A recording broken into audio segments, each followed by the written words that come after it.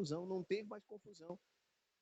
Deus falou, Abraão, pode mandar ela, fica tranquilo que eu vou abençoar a Agar, vou abençoar teu filho vai ser uma bênção, não vai faltar provisão para ele. Pode ficar tranquilo, mas pode dar ouvidos ao que a Sara está falando. Então tem coisas às vezes que a gente precisa fazer, nós precisamos entender para não dar legalidade ao maligno. Então Jesus diz que ele vem para dar vida e vida com abundância. Então para nós termos essa vida, nós temos que estar alinhado, nós temos que estar realmente próximos do Senhor. Temos que estar realmente entendendo. Eu mudei um pouquinho o fecho aqui da nossa mensagem, mas para você entender que tudo que diz respeito a qualquer área da nossa vida, se nós não tomarmos cuidado, nós vamos sofrer consequências.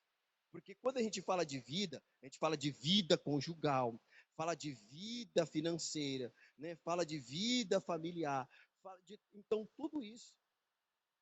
Então eu trouxe aqui para você entender, porque hoje, como eu falei, nós estamos falando de vida, e eu quis então entrar um pouco nesse assunto, para que nós tenhamos o cuidado de não permitir, irmão. Então é buscar sabedoria, está faltando entendimento, está tendo dificuldade. Entenda muito bem, pare, pondere, fale com Deus. Diga a Deus, o que o Senhor quer de mim nesse momento, Deus? Eu devo fazer isso, não devo fazer, eu devo ficar quieto, eu devo subir, eu devo descer, eu devo me deitar, devo me levantar. Peça a direção de Deus que Deus vai dar a você. Que Deus vai mostrar a você o que você deve fazer para salvar, para realmente ter vida, não permitir que o diabo venha roubar de você aquilo que o Senhor já conquistou para você. Amém? Agora vamos para Marcos, que aí a gente vai entrar agora no tema do nosso propósito aqui. Marcos capítulo 5. Vamos lá. Falando ainda de vida, né? Marcos capítulo 5, aí sim. Evangelho de Marcos capítulo 5, versículo 38.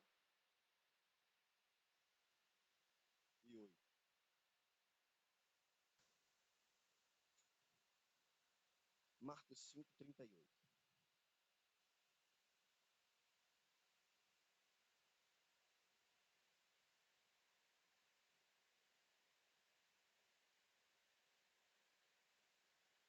Não, 35, tá, pessoal?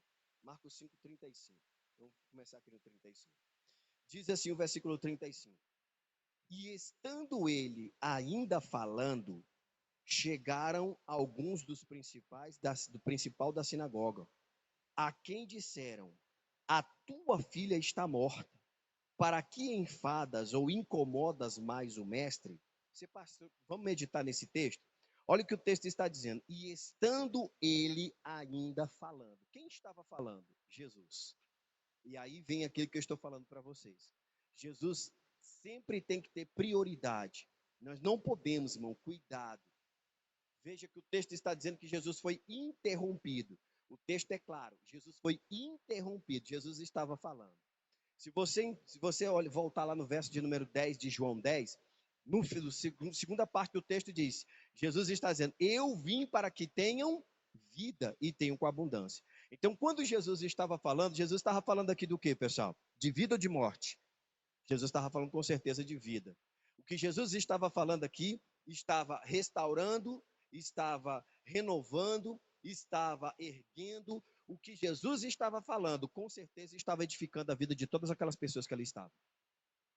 Todas as pessoas que ali estavam ouvindo o que Jesus estava dizendo, estava sendo edificado, restaurado, transformado.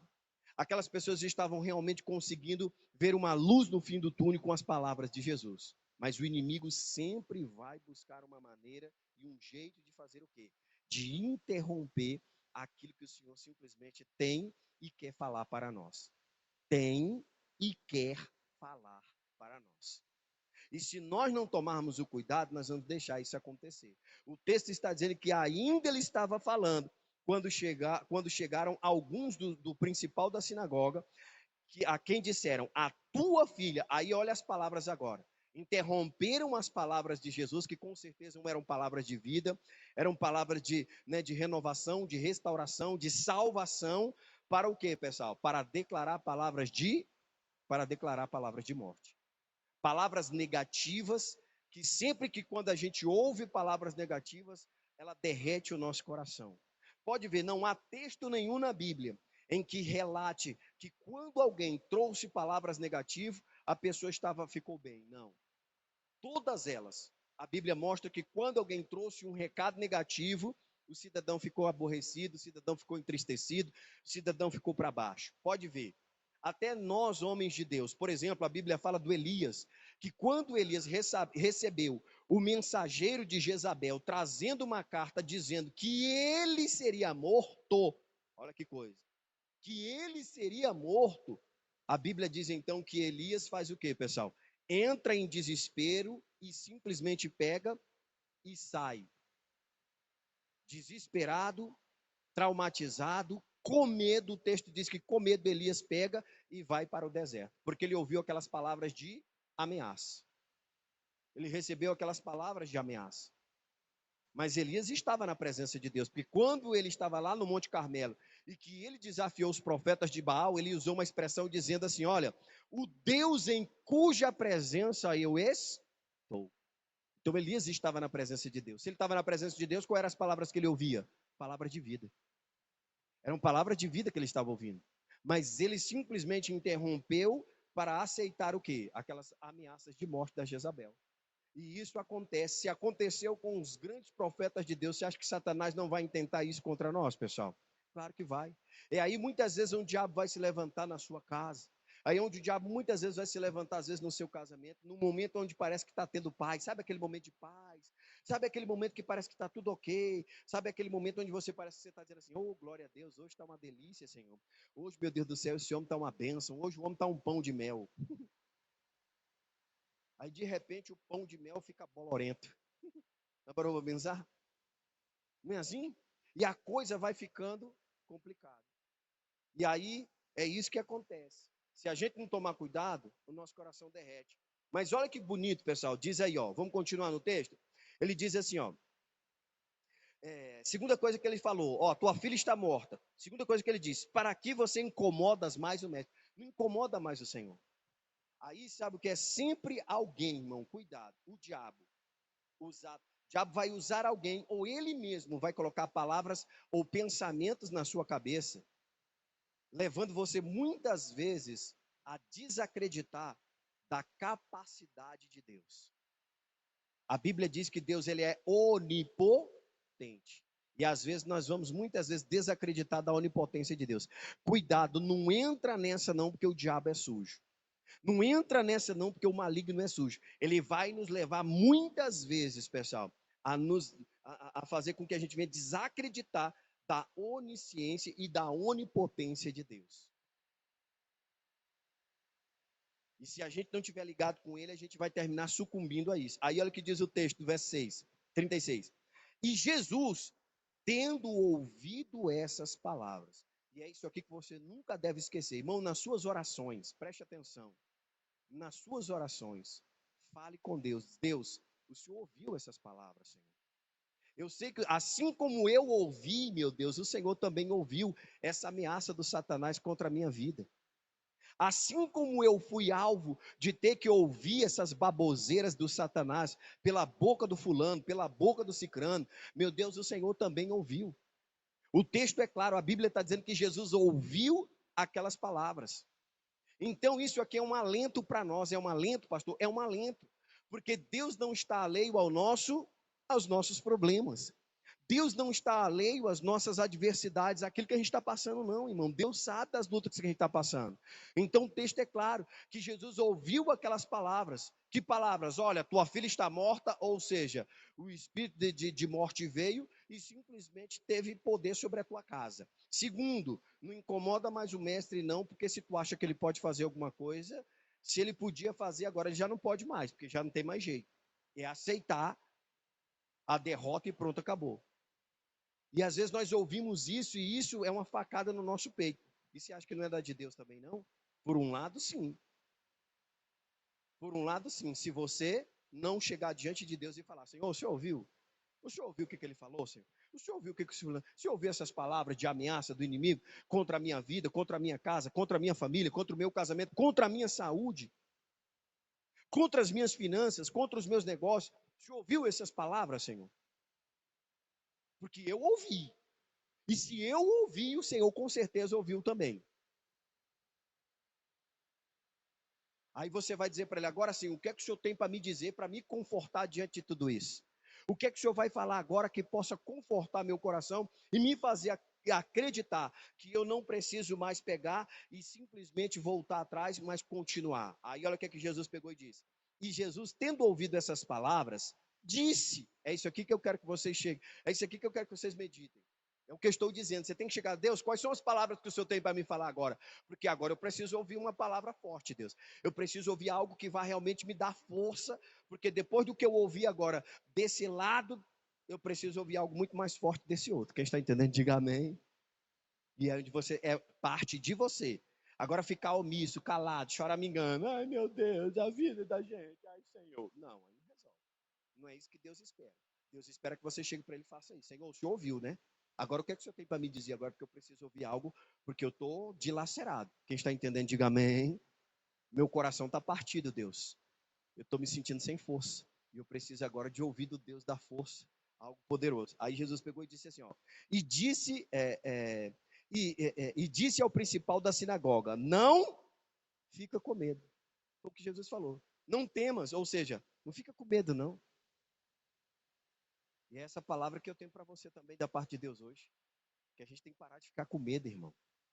A gente é muito dominado pelo espírito do medo. Medo, medo, medo. E o medo gera um sentimento de incapacidade. O medo faz você confessar a derrota. O medo faz você emprestar sua boca para o diabo. Cuidado. Aí ele diz, não tem mais, ou seja, não tenha medo. Segunda coisa, eu não posso ter medo. Então eu tenho que neutralizar esse sentimento, esse dado inflamado do maligno. Eu tenho que neutralizar o medo. Pastor, como é que eu neutralizo o medo? Ele já está dando já o antídoto. Crê somente. Aí Jesus está dando um antídoto para você neutralizar o medo. Crê. Porque o crer é um verbo, exige a sua ação. Não exige a ação de Deus, exige a sua ação. A ação de crer, de ficar firme e sabendo que quem está do seu lado é quem, pessoal? É Jesus. É ele quem está do seu lado, ninguém mais. É só Jesus que vai estar do seu lado. Aí continua. E tendo chegado, olha só, desculpa, verso 37. E não permitiu que alguns o seguissem, a não ser Pedro, Tiago e João, irmão de Tiago. Aqui tem lição, presta atenção, cuidado. Você sabe quando anda com pessoas negativas, mas a pior coisa que existe é andar com gente negativa. Pior coisa é falar com gente negativa, pelo amor de Jesus Cristo. O próprio Jesus não permitiu. Pastor, por que Jesus não permitiu que a maioria das pessoas não fosse? Porque Jesus sabia que a maioria ali era tudo gente negativa. E o negativismo, irmão, puxa o ser humano para baixo. É puxar para cima, para baixo. Tá certo. Não falei errado, não. Né? O cidadão vai puxar você lá. Sempre. Vai levar você a crescer. Cresce, pastor, cresce. Gente negativa. Irmão, olha, se tem uma classe que mais cresce, é a classe dos negativos. Mas cresce para baixo, nem rabo de cavalo. Uapo. Arrasta no chão, suja, fica todo melado. É a classe de gente que mais cresce. São esse tipo de gente que você tem que evitar na sua vida. Veja que Jesus pegou aqui e priorizou quem? Pessoas que não iam agir com increduli e nem com dúvida. Lembra de Tiago? Não pense tal homem que pedindo alguma coisa a Deus, mas duvidar no seu coração, recebe. Não recebe. Não são palavras minhas nem da igreja. Saiu da boca do Tiago relacionado ao que Cristo está dizendo. Quando você pede algo a Cristo, quando você fala com Deus, você tem que crer, mesmo que pareça impossível. Mas é onde você tem que continuar firme. Então, o antídoto para você neutralizar o medo é crer. Porque crer é um verbo. E exige de você essa ação. Opa, não, eu vou estar firme com Deus e eu vou crer. Então, o texto diz que ele não levou ninguém. Eu não vou permitir que mais alguém venha comigo, não. Eu só quero aqui Tiago, Pedro, João e pronto, acabou. Porque o restante vai só dar problema, só vai dar dor de cabeça. Até porque quando Jesus chegou lá, teve que se deparar com isso de novo. Olha lá o texto. E tendo chegado à casa do principal da sinagoga, viu o alvoroço e os que choravam muito e pranteavam. Então o texto está dizendo que tinha muita gente, um alvoroço de gente chorando e pranteando. E entrando, disse-lhe: por que alvoroçais e chorais? A menina não está o quê? A menina não está morta. Mas o quê, pessoal? Mas dorme. E riam-se dele. Pessoal, você sabe por que isso aqui também aconteceu? Sabe por que, que as pessoas que ali estavam chorando pararam de chorar e começaram a rir e a zombar? Porque se você não sabe, nessa época aqui se contratava, tem um nomezinho, que desculpa, mas eu não peguei, não, mas tem um nomezinho que se dá. Naquela época se contratava pessoas para chorar no velório. Sabia disso? Então, o que a gente subentende eram pessoas que estavam ali com. Né, não é porque havia sentimento de perda por aquela pessoa, não. Mas é porque simplesmente foram contratadas para. Né, ou seja, são atores. A palavra hipócrita significa atores, tá? Então, eram pessoas hipócritas que ali estavam, atuando simplesmente, não vivendo um sentimento real e verdadeiro. Por isso que eles começaram a zombar de Jesus. Por isso que eles começaram a rir de Jesus. Vai a algum velório, vê se quando você chega lá, você começa a falar de Jesus, o cidadão às vezes pode até não ser de Deus, mas ele vai zombar de você? Ele vai rir da nossa cara, vai escarnecer? Não, a pessoa aceita. Ela pode até, às vezes até não concordar, mas naquele momento ela fica ali, ó, sabe, ouvindo a palavra. Ela recebe aquele de bom grado. Não, peraí, não é momento para arrumar confusão. Não é momento para arrumar briga. Não é momento para ficar aqui, negócio de crente aqui, agora, que momento de negócio de orar, que momento de ser. Não. A pessoa ela fica na dela. Porque o sentimento é verdadeiro pela perda daquele ente querido. Aqui não. Foram pagos. Né? Hipócritas, pessoas que estavam ali. Por isso que essas pessoas começaram a zombar e a rir de Jesus. Aí diz aí, ó. E riam-se dele. Porém, ele, tendo-os feito o quê, pessoal? Jesus tendo feito ele sair. Jesus, vocês já receberam já pelo serviço de vocês? Sai fora. Sai, sai, sai, sai, sai, sai, sai, sai, sai. É a mesma atitude que também nós temos que ter, pessoal. Cuidado. Tem coisas que você tem que evitar. Então, para você não ter transtorno maior, às vezes termina, às vezes, nem compartilhando. Não compartilha com ninguém, com pessoas que você sabe que depois vai te dar dor de cabeça, não. Cuidado, você fica compartilhando com pessoas que vão te dar dor de cabeça depois, e aí, meu irmão, quem sofre é você.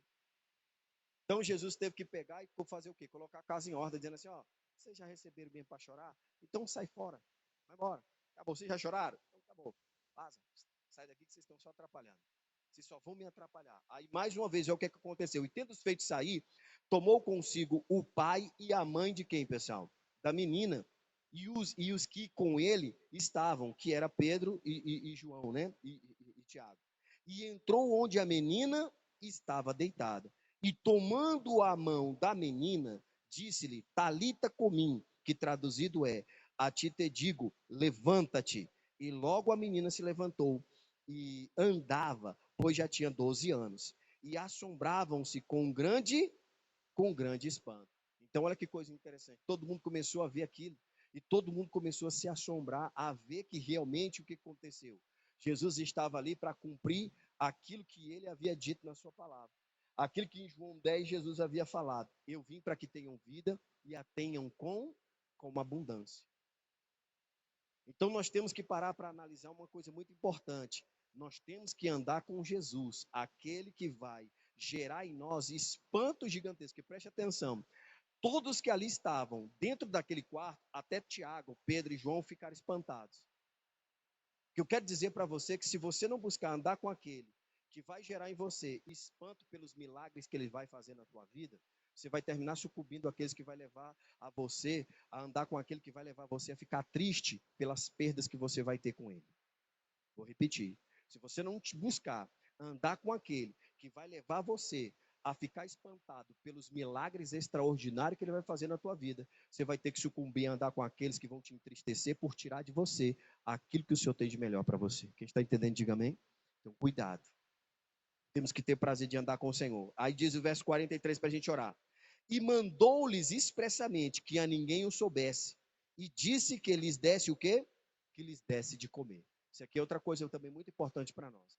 Irmão, não pode faltar o alimento espiritual para nós. Quando falta o alimento espiritual, nós vamos perecer. Sem alimento espiritual, o ser humano perece. Sem se alimentar da palavra, sem se alimentar de oração, sem ter uma vida de comunhão plena com Deus, a gente vai perecer, vai sucumbir. Porque o inimigo, mesmo sabendo que ele é um derrotado, mas ele não se dá por derrotado. O inimigo, mesmo sabendo da sua impossibilidade com relação à nossa vida, mas ele não se dá. E ele está sempre em busca de alguém que está desprovido do alimento espiritual, fraco, para poder agir na vida desta pessoa e levar essa pessoa a perder aquilo que o Senhor tem de melhor para ela. Então guarde essa palavra no seu coração. Não abra mão da presença de Deus e nem da palavra do Senhor, porque o Senhor é aquele que nós precisamos. Ele vai nos surpreender.